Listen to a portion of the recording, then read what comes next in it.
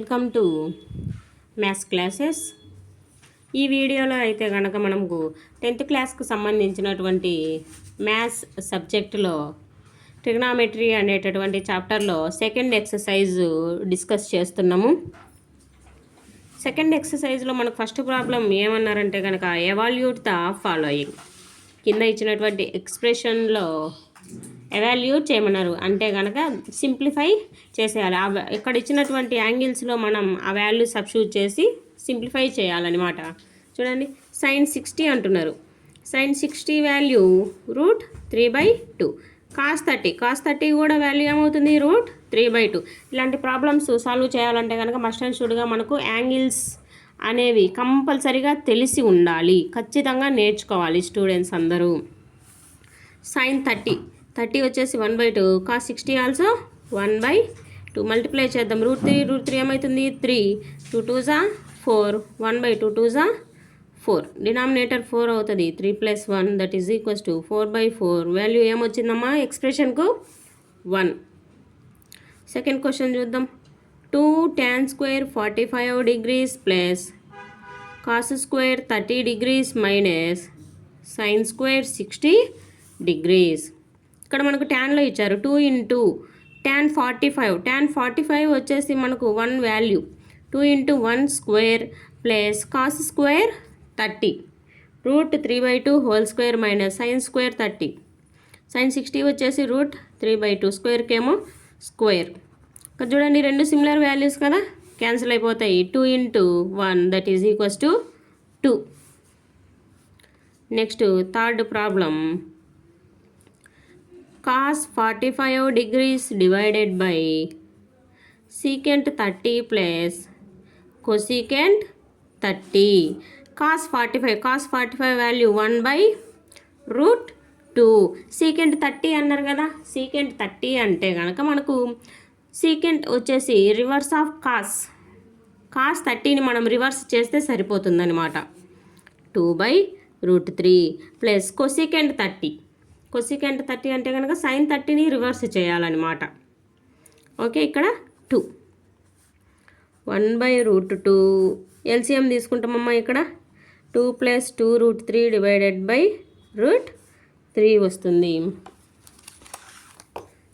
చూడండి, 1/√2 ఇంటూ √3 రెండిటల్లో 2 ఉంది కదా, కామన్ తీస్తే 1 + √3 అవుతుంది అనమాట. మొత్తానికి √3/2 √2 ఇంటూ 1 + √3. మనకు డినామినేటర్లో వచ్చేసి రేషనల్ నెంబర్స్గా ఫామ్ అయింది కదా, దీన్ని ఎలా రాస్తామంటే కనుక √3 - 1 √3 - 1తో రేషనలైజ్ చేస్తాం. అలా చేసినప్పుడు ఏమవుతుంది? √3 into √3 - 1 divided by 2 √2 into a + b a - b. ఓకేనా?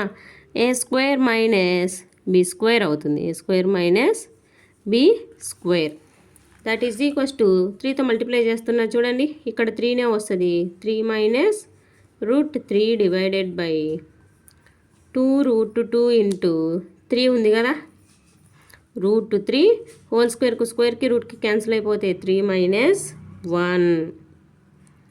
3 - √3 డివైడెడ్ బై 2 వచ్చింది. 2 2s 4. 4√2.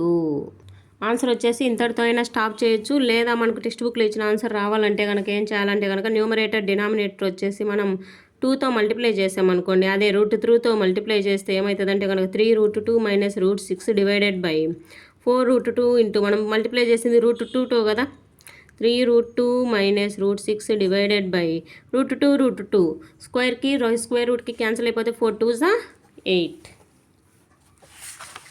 నెక్స్ట్ ప్రాబ్లం చూద్దాం.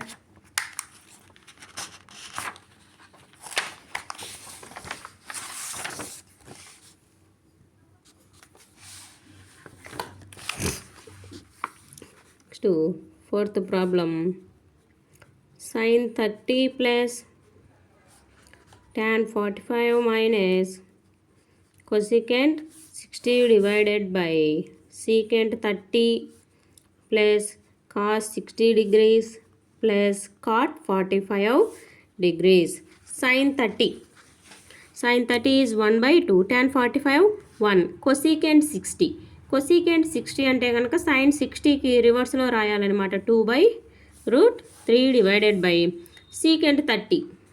secant 30 is 2/3 plus cos 60. cos 60 అంటే కనుక 1/2 ప్లస్ cot 45. tan 45 cot 45 రెండు కూడా మనకు 1 అవుతుంది, 1. ఎల్సిఎం కనుక్కుంటాం.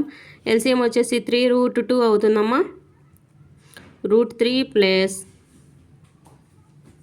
ఓకేనా, √3 ఇంటూ 2 మైనస్ 2 2 4 డివైడెడ్ బై మనకి ఎల్సిఎం ఏమైంది ఇక్కడ 2√3.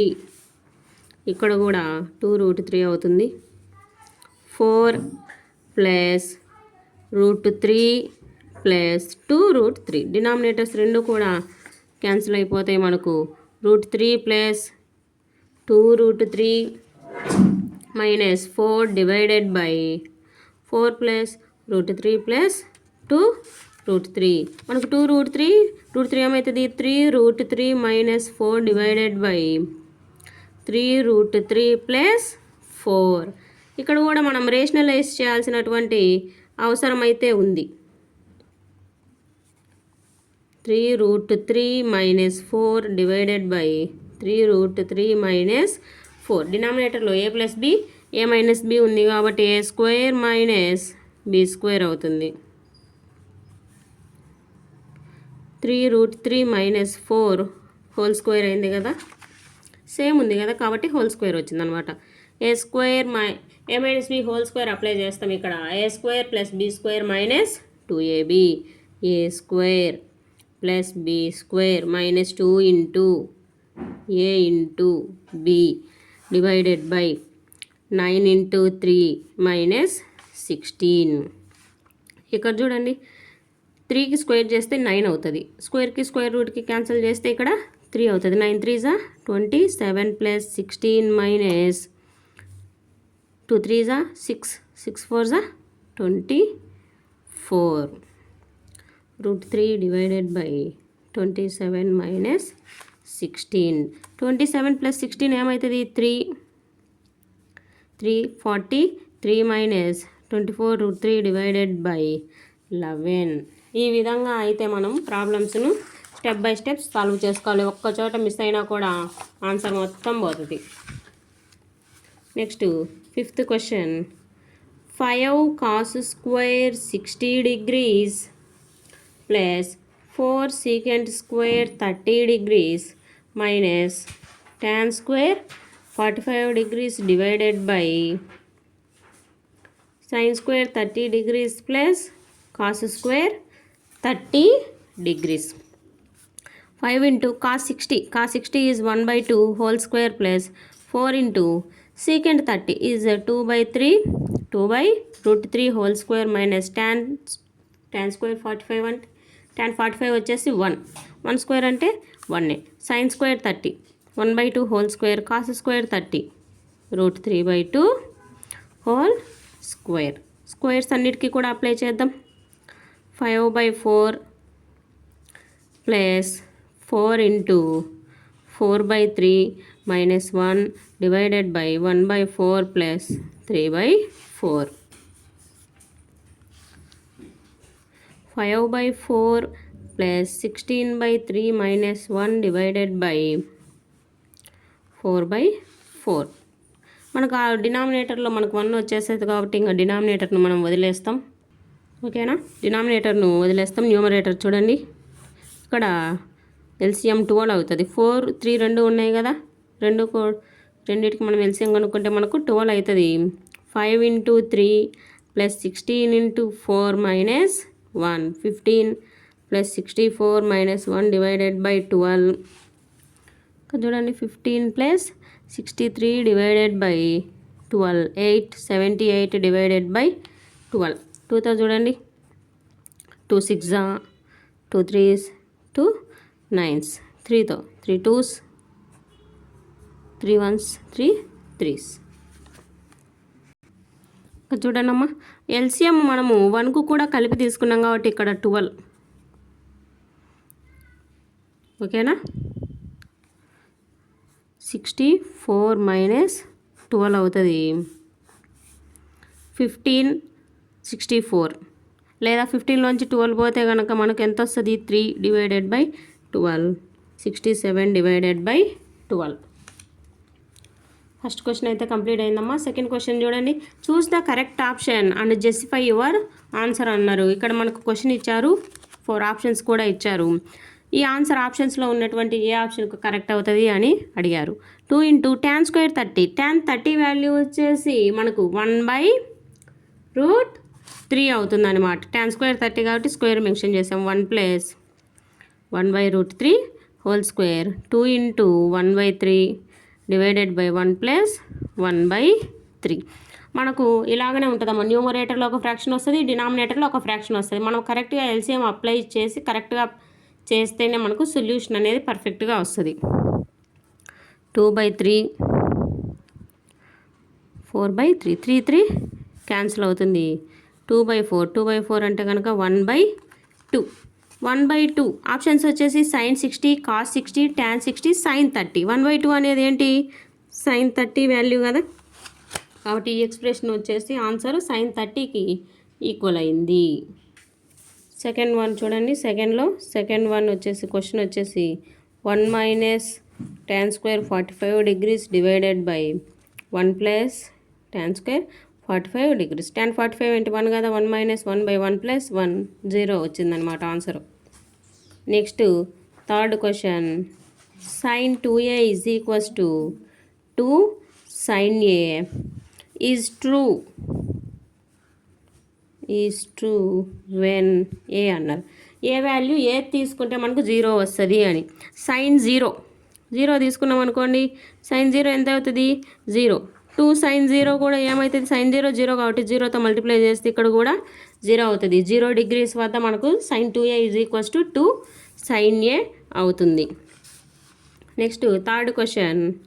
If tan a + b = √3, tan a - b = 1/√3, angle lies between 0 less than a + b less than or equals to 90, a is greater than b. Find a and b. మనం ఇలాంటి problem example problem చేసాం కదా, same direct వేస్తా చూడండి స్టెప్పులు. ట్యాన్లో మనకు √3 ఎప్పుడు వస్తుందమ్మా, 60 degrees దగ్గర వస్తుంది. ట్యాన్లో మనకు 1/√3 ఎప్పుడు వస్తుంది, 30 degrees దగ్గర వస్తుంది. ఈక్వేషన్ 1 ఈక్వేషన్ 2 అనుకుంటాం. ఇక్కడ ప్లస్ చేస్తే కనుక బీబీ క్యాన్సిల్ అయిపోతుంది. 2a = 90 degrees, A value is 45 degrees. A value 45 అయినప్పుడు మనకు బి వాల్యూ ఎంత అవుతుంది చూద్దాం. 45 degrees + b = 60 degrees. b = 60 degrees minus 45 degrees. b value is 15 degrees. ఓకేనా.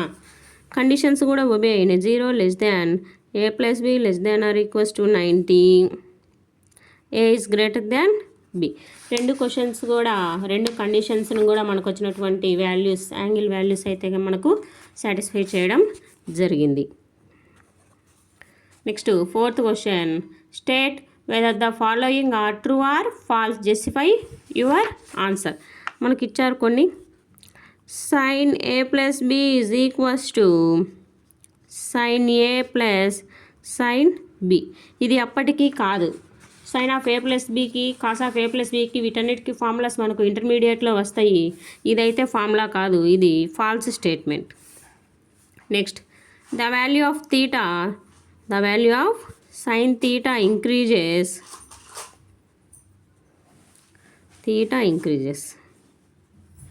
చూడండి, తీటా వాల్యూ పెరిగే కొద్దీ సైన్ వాల్యూ కూడా పెరుగుతూ వచ్చింది. మనం సైన్ యాంగిల్స్ చూసుకున్నట్లయితే కనుక ఫస్ట్ మనకు 0, 1/2, 1/√2, 2, 3/2, 1 ఇవన్నీ కూడా తీటా వాల్యూ పెరిగే కొద్దీ సైన్ వాల్యూ కూడా పెరిగింది కాబట్టి true. Third, cos theta increases. Cos అయితే కనుక వాల్యూ తగ్గిపోయింది. ఫస్ట్ 1 ఉన్నది, 1√3/2, 1/√2, 1/2, 0.